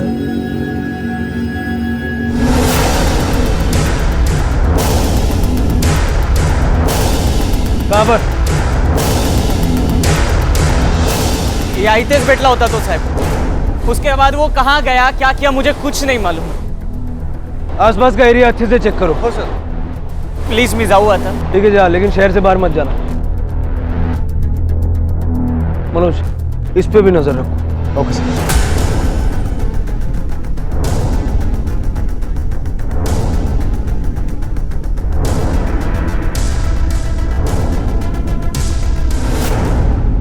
सर कुछ समझ में नहीं आ रहा, ये गुत्थी तो उलझती जा रही है। जयदेव की कोई खबर मिली? सर रेलवे फाटक के मार्केट के आसपास हमारी पूछताछ जारी है, लेकिन अभी तक कोई इन्फॉर्मेशन नहीं मिली। मनोज, जयदेव का मिलना हमारे लिए बहुत जरूरी है, क्योंकि ये भी हो सकता है कि वो खुद किसी खतरे में। पहले रोहन का गायब होना, फिर जयदेव और दिव्या का गायब, और अब दिव्या की लाश मिली। इन सारी चीजों का आपस में कोई ना कोई कनेक्शन जरूर है। और रोहन का इस तरह से चुप्पी रखना भी अजीब लगता है। सब दिव्या पवार की पोस्टमार्टम रिपोर्ट। पोस्टमार्टम रिपोर्ट के हिसाब से दिव्या की मौत गला घोटने से हुई। मौत 21 अप्रैल को दोपहर 1 से 2 के बीच हुई थी। और एक और खास बात, दिव्या प्रेग्नेंट थी। प्रेग्नेंट? लेकिन दिव्या के ब्यूटी पार्लर से हमें पता चला था कि जयदेव नहीं चाहता दिव्या दोबारा प्रेग्नेंट हो। हेलो, अभी आता।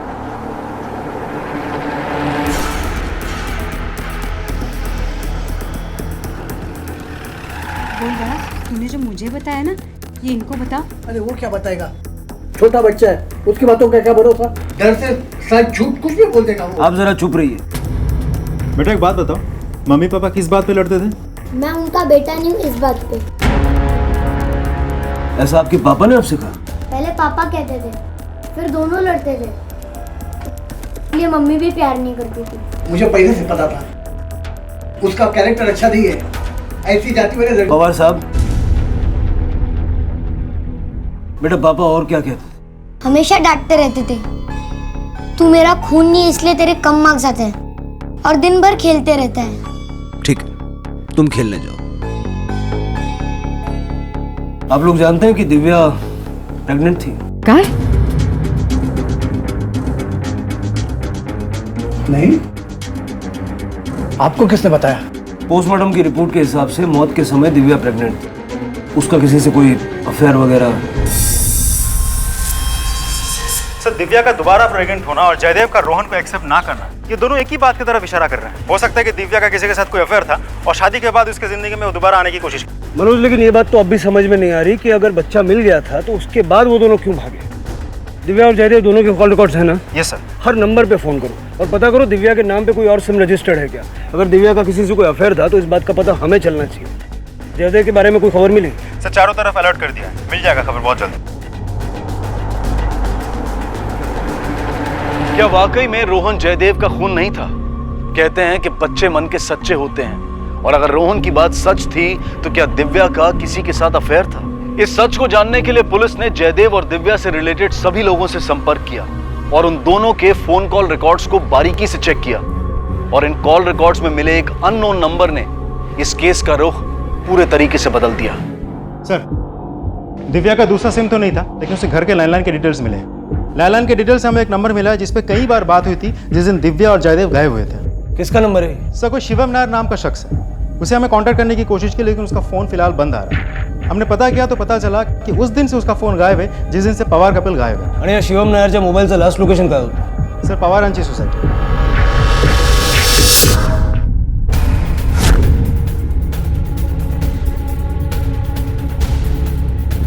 कितने दिन से बंद है ये घर? साहब 8-9 दिन से साहब आए ही नहीं। ये आया नहीं क्या 8-9 दिन से? नहीं। मतलब 15 या 16 अप्रैल। 16 अप्रैल? तो 16 अप्रैल को ही तो जयदेव और दिव्या लापता हुए थे। मनोज सर्च वारंट निकल। Okay sir.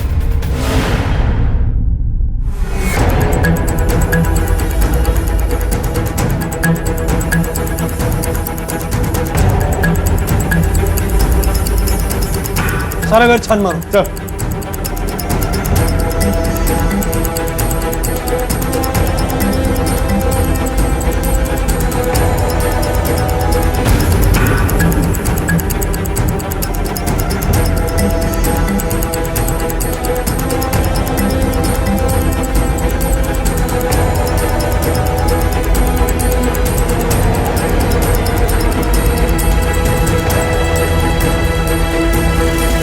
शिवम की मौत ने अब इस केस को एक दोहरे हत्याकांड में बदल दिया था।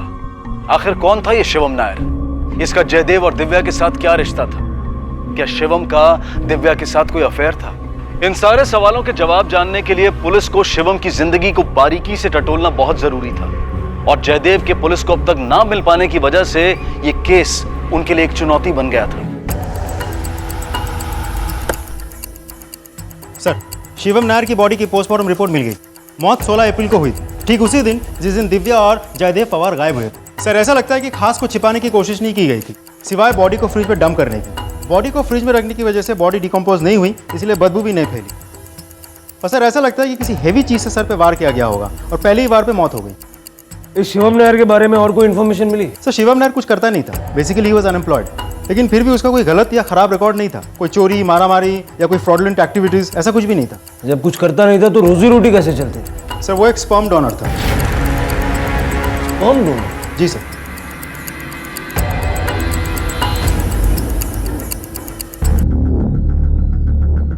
हाँ ये शिवम नायर ही है। एक्चुअली ये हमारे यहाँ स्पर्म डोनर है। और इन्हें जानते हैं आप? अरे ये तो मिस्टर एंड मिसेस पवार है। एक्चुअली इन दोनों ने आर्टिफिशियल इंसेमिनेशन का फैसला किया था, तो हमने मिसेस पवार को शिवम का ही स्पर्म डोनेट किया। आपके यहाँ डोनर और रिसीवर की इन्फॉर्मेशन सीक्रेट नहीं रखते? नहीं सर, हम लोग रखते हैं, लेकिन इस केस में क्या हुआ था, इन दोनों ने हमको रिक्वेस्ट किया था कि आप हमें उनका नाम और पता बता दो। तो मैंने शिवम को भी पूछ लिया, तो उसे भी कोई ऑब्जेक्शन नहीं था, तो फिर मैंने उनसे मिला दिया।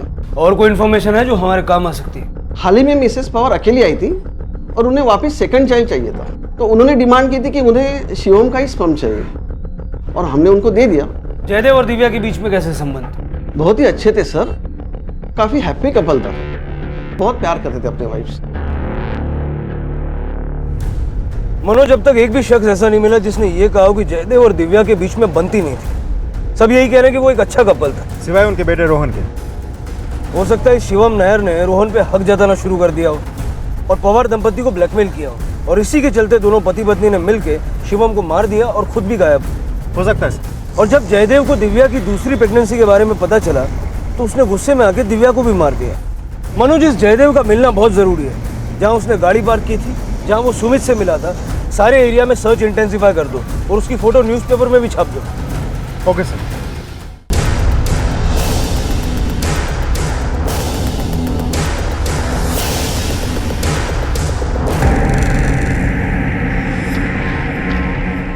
आप किसी शिवम नायर को जानते हैं? शिवम? कौन शिवम नायर? जय के इतने सारे फ्रेंड थे, हम सबको नाम से थोड़ी जानते थे।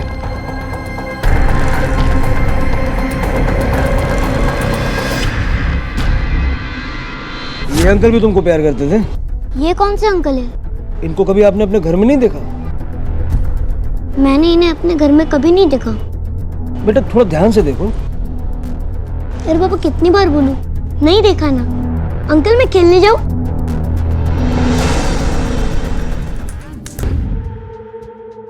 अभी हम पुलिस स्टेशन नहीं जा सकते, कुछ दिनों के लिए हमें कहीं छिपना होगा। मगर रोहन? अरे तू रोहन की टेंशन मत ले, उसको आई बाबा संभाल लेंगे। इतना प्यार करने वाली पत्नी मिली थी तुम्हें, जिसने ऐसे वक्त पे भी तुम्हारा साथ दिया, उसे क्यों मार दिया? हम दोनों एक दूसरे से बहुत प्यार करते थे, लेकिन उस दिन वो दिव्या जल्दी चलो, पुलिस को हमारी गाड़ी मिल गई, पुलिस कभी यहाँ तक पहुँच सकती है। मगर रोहन?